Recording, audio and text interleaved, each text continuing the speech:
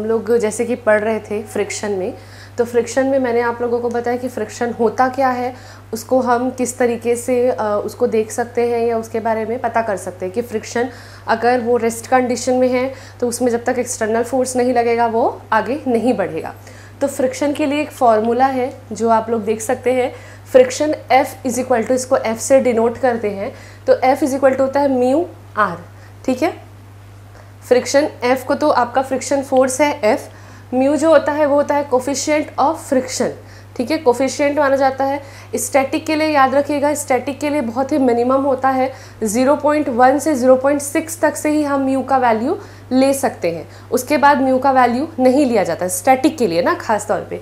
और अगर मैं उसी की जगह मैं काइनेटिक की बात करूँ तो काइनेटिक में 25% के बाद लिया जाता है, मतलब 25% लेस किया जाता है। तो ये सारी जो बेसिक चीज़ें हैं वो आप लोगों को बुक में मिल जाएंगी, बट जो मैं आप लोगों को बता रही हूँ वो चीज़ कॉन्सेप्चुअल है। तो जो म्यू है उसको बोला जाता है कोफिशिएंट ऑफ फ्रिक्शन, जो स्टैटिक के लिए 0.1 से 0.6 रहता है। इसके बाद है आर। आर जो है वो भी फ्रिक्शन, वो भी फोर्स है, जो आपका एक्सटर्नल फोर्स जो होता है वो काउंट होता है, जिसमें आपका स्पेसिफिक ग्रेविटी मास इंक्लूडेड रहता है। ओके, तो ये हो गया फ्रिक्शन का फॉर्मूला। अब फ्रिक्शन का जो होते हैं 4 टाइप्स होते हैं, जैसे कि आप लोगों ने पढ़ा होगा। तो फ्रिक्शन के 4 टाइप्स में थे, फर्स्ट होता है स्टैटिक फ्रिक्शन, सेकंड होता है स्लाइडिंग और काइनेटिक फ्रिक्शन, उसके बाद rolling friction and last is fluid friction. तो स्टैटिक जो होता है वो आप लोग का स्थैतिक घर्षण, और जो आप लोगों का स्लाइडिंग और काइनेटिक है गतिज जो रहता है आपका घर्षण। और बाकी ये 2 चीज़ें ही आप लोगों को पढ़नी है, उसके बाद की ये 2 चीज़ें आप लोगों के सिलेबस में नहीं है। तो 2 चीज़ें मैं पढ़ा देती हूँ, स्टैटिक और काइनेटिक, दोनों होता क्या है। तो स्टैटिक के बारे में जैसे कि मैं आप लोगों को बता चुकी हूँ, स्टैटिक मतलब कि वो फ्रिक्शन होता है जो एक लिमिट अमाउंट तक रहता है, ठीक है।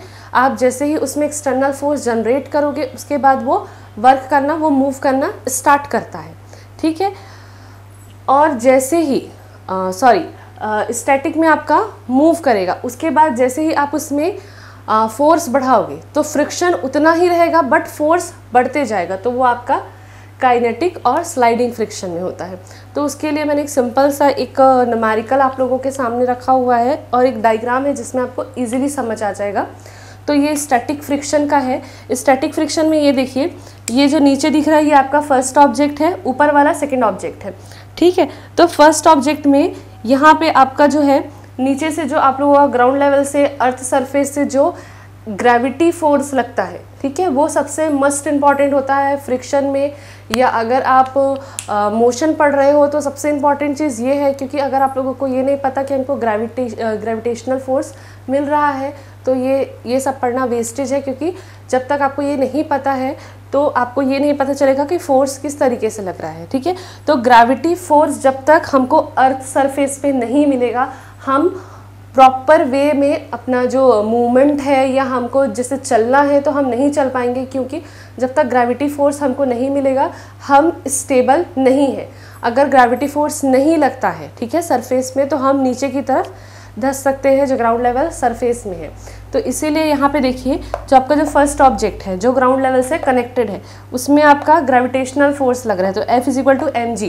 यहाँ पे आपका सेकेंड ऑब्जेक्ट में मास दिख रहा है, मास लगा हुआ है, ठीक है। तो F इज इक्वल टू यहाँ से मास और नीचे से आपको ग्रेविटी मिल रहा है, ग्रेविटी या ग्रेविटेशनल फोर्स ऑफ अर्थ से हमको ग्रेविटेशनल फोर्स मिल रहा है। क्लियर है यहाँ तक। अब इसके बाद देखिए, यहाँ एक फोर्स लग रहा है ग्रेविटेशनल फोर्स, ठीक है। अब जैसे ही ये लगेगा तो न्यूटन का थर्ड लॉ ये बोलता है कि every action has equal and opposite reaction, ठीक है। जैसे ही जितना आप उसमें एक्शन लगाओगे, जितना आप उसमें फोर्स लगाओगे, उसका जस्ट अपोजिट रिएक्शन आपको मिलेगा, ठीक है। तो यहाँ पे भी वही चीज़ है, यहाँ से नीचे से देखिए फोर्स लग रहा है, यहाँ से एक्शन हो रहा है, तो जस्ट उसके अपोजिट ये डायरेक्शन और ये डायरेक्शन दोनों अपोजिट डायरेक्शन है ना। तो यहाँ से जो एक फोर्स लग रहा है, तो जो ऊपर से अपवर्ड डायरेक्शन से जो फोर्स लगेगा वो फोर्स आपका उसके जस्ट अपोजिट डायरेक्शन में रहेगा। और ये जो रहता है ये पूरा वर्क करता है न्यूटन के थर्ड लॉ पे, ठीक है। Every action has equal and opposite reaction. तो यहाँ पे एक फोर्स लग रहा है, ऊपर से एक फोर्स लग रहा है, तो यहाँ पे देखिए R is equal to F is equal to mg। क्यों? क्योंकि F जो है हम लोगों का फोर्स जो है वो क्या होता है, मास इंटू ग्रेविटेशनल फोर्स। तो यहाँ पे भी फोर्स लग रहा है, बस उसको हम लोगों ने नाम अलग अलग दिए। आप चाहे तो इसको एफ डैश भी बोल सकते हो, मैंने यहाँ पे नाम अलग अलग कर दिया, इसको एफ रखा है तो इसको आर रखा है, ठीक है, आपके ऊपर है आप जैसे इसको लिखना चाहो। तो यहाँ पे एफ जो है फर्स्ट हमारा जो ग्राउंड लेवल से फोर्स लग रहा है वो है F is equal to m g, और जो अपवर्ड डायरेक्शन से लग रहा है वो है R is equal to F, वही है force same equal is equal to mass into gravitational force. Clear है यहाँ तक। अब जैसे कि मैंने आप लोगों को बताया था पहले कि एक सिंपल ऑब्जेक्ट रखा हुआ है, उसके ऊपर जो दूसरा ऑब्जेक्ट रखा हुआ है, आपके ये पीएटी के पेपर में भी आया हुआ है लास्ट ईयर में, कि जब तक आप उस जैसे कि दो ऑब्जेक्ट रखा हुआ है वो कब मूवमेंट करेगा या कब उसमें चेंजेस आएगा, वो तभी आएगा जब ऊपर रखे या दूसरे ऑब्जेक्ट के ऊपर कोई फोर्स लगेगा, ठीक है। तो यहाँ पे भी सेम चीज़ है, ये जो सेकेंड ऑब्जेक्ट है, इस सेकेंड ऑब्जेक्ट में जब तक कोई फोर्स लगेगा नहीं ये मूवमेंट करेगा नहीं। तो यहाँ पे देखिए, यहाँ पे एक फोर्स लग रहा है, इसको पुल कर रहा है, धक्का दे रहा है, मतलब उस पर एक फोर्स लग रहा है। अब फोर्स लगेगा तो उसमें क्या हो जाएगा, जैसे कि मैंने आप लोगों को बताया है कि फोर्स लगेगा एक लिमिट अमाउंट तक लगते रहेगा जब तक वो उस एरिया में है, और जब वो उस एरिया से मूवमेंट नहीं करेगा तब उसमें हम लोग क्या करेंगे, एक्सटर्नल फोर्स और लगाएंगे, बढ़ाते जाएंगे। फोर्स जितना बढ़ेगा फ्रिक्शन तभी बढ़ेगा या फ्रिक्शन तभी आएगा, फोर्स कम रहेगा तो फ्रिक्शन कभी जनरेट नहीं होगा। तो यहाँ पे देखिए फोर्स लग रहा है, ठीक है। तो यहाँ पे जो आपका स्टैटिक जो फ्रिक्शन है उसका एक फॉर्मूला बनता है, F S is directly proportional to R, ठीक है।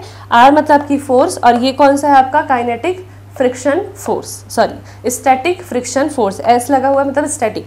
तो यहाँ पे एफ एस जो है static friction force is directly proportional to force R, okay. मतलब अपवर्ड का जो फोर्स लगा है उसके डायरेक्टली प्रोपोर्शनल है आपका यहाँ पे फ्रिक्शन। एक सेकेंड ना, ओके।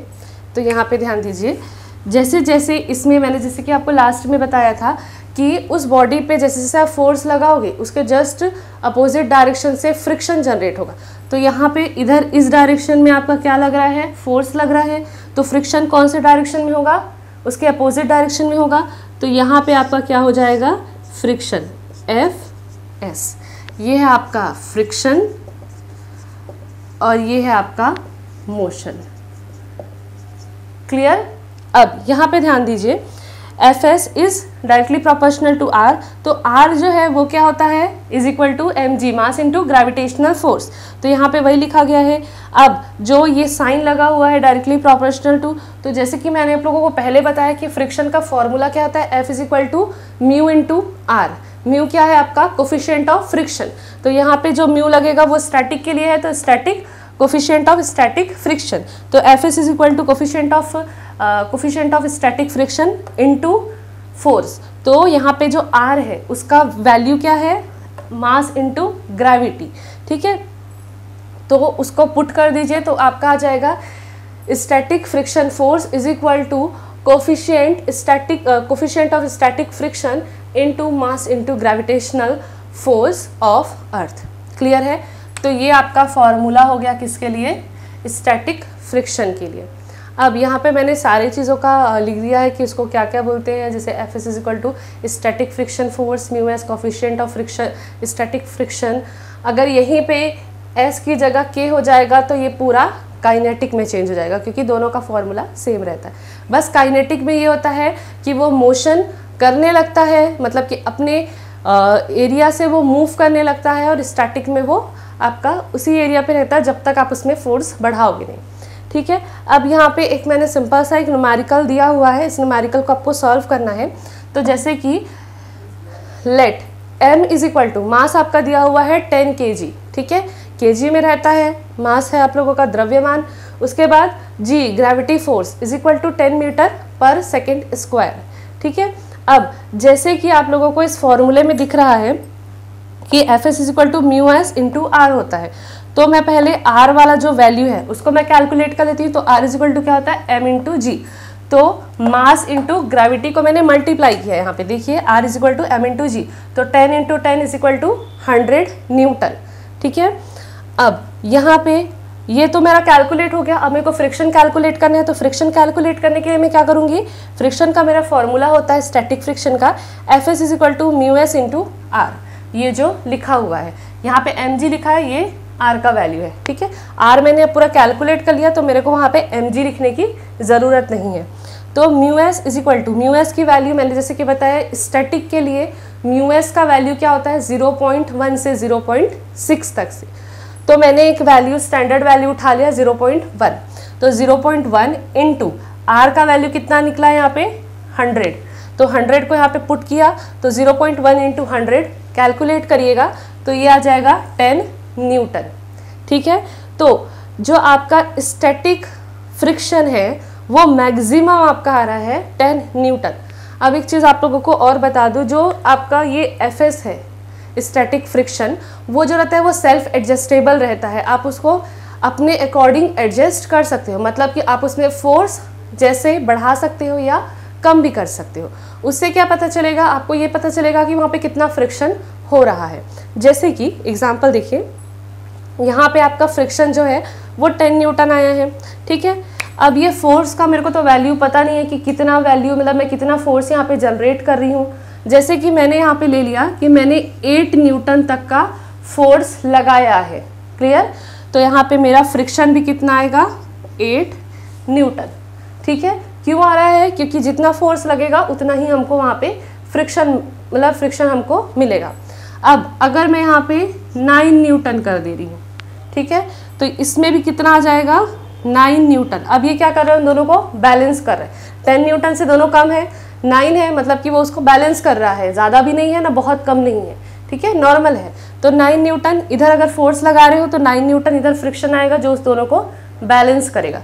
अब 10 न्यूटन का मैंने फोर्स लगाया, ठीक है, 10 न्यूटन का फोर्स लगाऊंगी तो यहाँ पे भी आपका कितना आ जाएगा फ्रिक्शन 10 न्यूटन, क्लियर। लेकिन अगर मैं यहाँ पे अपना फोर्स बढ़ा देती हूँ, ये अभी स्टैटिक कंडीशन में है ना, जब तक ये 10 न्यूटन में, ये पूरा स्टैटिक कंडीशन में, क्योंकि देखिए जितना आप फोर्स लगा रहे हो उतना ही वो फ्रिक्शन प्रोवाइड कर रहा है। जैसे ही मैंने फोर्स बढ़ाया, ये पूरा फोर्स का वैल्यू, फोर्स मैंने 11 न्यूटन कर दिया, अब मेरा तो जो फ्रिक्शन का वैल्यू आया वो कितना आया है 10 न्यूटन आया है, तो वो क्या होगा, बढ़ेगा नहीं, वो उतना ही रहेगा। बस यहाँ पे क्या हो जाएगा, आप जैसे जैसे यहाँ पे फोर्स बढ़ाते जाओगे, मैंने 12 न्यूटन कर दिया, तो अब ये क्या होते जाएगा, स्टैटिक से ये चेंज होते जाएगा काइनेटिक में। क्यों, क्योंकि अब आप फोर्स बढ़ा रहे हो, तो अब वो जो ऑब्जेक्ट है वो क्या हो जाएगा, मूव करने लगेगा। और क्लियरली आप लोगों को ये चीज़ पता है कि जब कोई ऑब्जेक्ट मूव करता है तो वो स्टैटिक से काइनेटिक में चेंज हो जाता है और उसका मोशन का है वैल्यू वो बढ़ जाता है। जितना आप फोर्स बढ़ाओगे मोशन उतना ही ज़्यादा इंक्रीज होगा। तो यहाँ पे वही चीज़ है, आप भले ही कितना भी फोर्स बढ़ा दो बट जो फ्रिक्शन का वैल्यू है वो उतना ही रहेगा। और जैसे जैसे आप फोर्स बढ़ाओगे, यहाँ पे फोर्स बढ़ गया तो ये क्या हो जाएगा, मोशन इसका बढ़ते जाएगा और ये स्टैटिक से काइनेटिक में चेंज होते जाएगा। ओके, तो स्टैटिक फ्रिक्शन के बारे में आप लोगों को पता चल गया कि स्टैटिक फ्रिक्शन कैसे होता है, उसमें क्या होता है। ठीक है, स्टैटिक फ्रिक्शन में मैंने बताया कि जैसे जैसे आप उसमें फोर्स बढ़ाओगे तो उससे उसके फ्रिक्शन में कोई चेंजेस नहीं आएगा, फ्रिक्शन उतना ही रहेगा जितना उसका है लिमिटेशन। फोर्स बढ़ाने से बस ये होगा कि मोशन उसका बढ़ जाएगा और वो मोशन बढ़ के काइनेटिक फ्रिक्शन में चेंज हो जाएगा। काइनेटिक में क्या होता है कि जैसे कि दो ऑब्जेक्ट है, दो ऑब्जेक्ट में जैसे ही आप सेकेंड ऑब्जेक्ट में कोई फोर्स, एक्सटर्नल फोर्स लगाते हो तो एक्सटर्नल फोर्स यहाँ पे देखिए जैसे कि कोई एक्सटर्नल फोर्स लग रहा है तो एक्सटर्नल फोर्स जब कंटिन्यूसली उस पर लगते रहेगा और फोर्स का अमाउंट जैसे जैसे बढ़ते जाएगा तो उसमें मोशन भी बढ़ते जाएगा। मोशन मतलब कि वो एक जगह से दूसरे जगह में जाने लगेगा। जितना ज़्यादा उसका मोशन बढ़ेगा वही आपका काइनेटिक फ्रिक्शन कहलाता है। तो यहाँ पे देखिए जैसे कि मैंने उसमें डायग्राम बनाया था कि एक डायग्राम है, ये फर्स्ट ऑब्जेक्ट है, ये आपका सेकेंड ऑब्जेक्ट है, ये ग्राउंड लेवल से कनेक्टेड है, ये आपका ग्राउंड लेवल के ऊपर है। ठीक है, यहाँ पे नीचे एक ग्रेविटेशनल फोर्स के साथ एक रिएक्शन लग रहा है। ठीक है, F is equal to mg। ठीक है, m मास और आपका ग्रेविटेशनल फोर्स। अब यहाँ पे ऊपर में आपका जो अर्थ सरफेस से जो एक लगे, अर्थ सरफेस के ऊपर जो एक रिएक्शन है वो लगेगा तो R is equal to mg। ठीक है, ये भी आपका F के इक्वल ही है। अब यहाँ पे देखिए इस साइड से फोर्स आपका लग रहा है, ठीक है। तो मैंने जैसे कि बताया था फोर्स जिस डायरेक्शन में लगेगा फ्रिक्शन उसके जस्ट अपोजिट डायरेक्शन में रहता है। तो यहाँ पे आपका फ्रिक्शन क्या है, जस्ट उसके अपोजिट डायरेक्शन में है। तो जैसे जैसे यहाँ पे आप फोर्स का अमाउंट बढ़ाओगे फ्रिक्शन वैसे ही बढ़ते जाएगा और आपका मोशन भी बढ़ते जाएगा। तो इसके लिए जो सिंपल फॉर्मूला है वैसा ही है जो आपके स्टैटिक के लिए था, एफ के is directly proportional to R, force के डायरेक्टली प्रोपोर्शनल होता है काइनेटिक फ्रिक्शन फोर्स, ठीक है। तो यहाँ पे जैसे ही आप उसको इक्वल में करोगे तो ये हो जाएगा म्यू के आपका क्या हो जाएगा, coefficient of kinetic friction into R. तो आर इज इक्वल टू क्या होता है, एम जी। यहाँ पे एम जी का वैल्यू पुट करोगे, ये आपका फॉर्मूला आ गया आपका काइनेटिक फ्रिक्शन फोर्स के लिए, म्यू के इंटू मास इंटू ग्रेविटी। और ये जो होता है जो आपका एफ के है, मतलब कि आपका जो काइनेटिक फ्रिक्शन फोर्स है वो जो होता है लेस देन होता है आपका स्टैटिक फ्रिक्शन फोर्स से। स्टैटिक फ्रिक्शन फोर्स का जो वैल्यू होता है वो काइनेटिक फ्रिक्शन फोर्स से कम होता है। क्लियर है। तो यहाँ पर एक डायग्राम मैंने जिस तरीके से बनाया है ये सिंपल डायग्राम है। आप लोगों को अगर ये सब में थोड़ा सा कन्फ्यूजन होगा या कुछ चीज़ें आपको वो समझ नहीं आएगी तो आप सिंपल सा एक डायग्राम देखिए। ये जो है ग्राउंड लेवल से कनेक्टेड है, उस पर एक ऑब्जेक्ट रखा हुआ है। जैसे ही मैं इसमें कोई एक्सटर्नल फोर्स लगाऊंगी, इसको धक्का दूंगी, पुल करूंगी तो उसमें मोशन बढ़ जाएगा और इधर आपका जनरेट हो जाएगा फ्रिक्शन। तो ये जो पूरा मैंने आप लोगों को डिटेल बताया ये फ्रिक्शन का है। इससे रिलेटेड आप लोगों को जो भी सिंपल क्वेश्चंस होंगे, क्वायरीज होंगे तो आप उसमें पूछ सकते हो। इसमें आप लोगों को सारा चीज़ क्लियर हो जाएगा। Okay, thank you.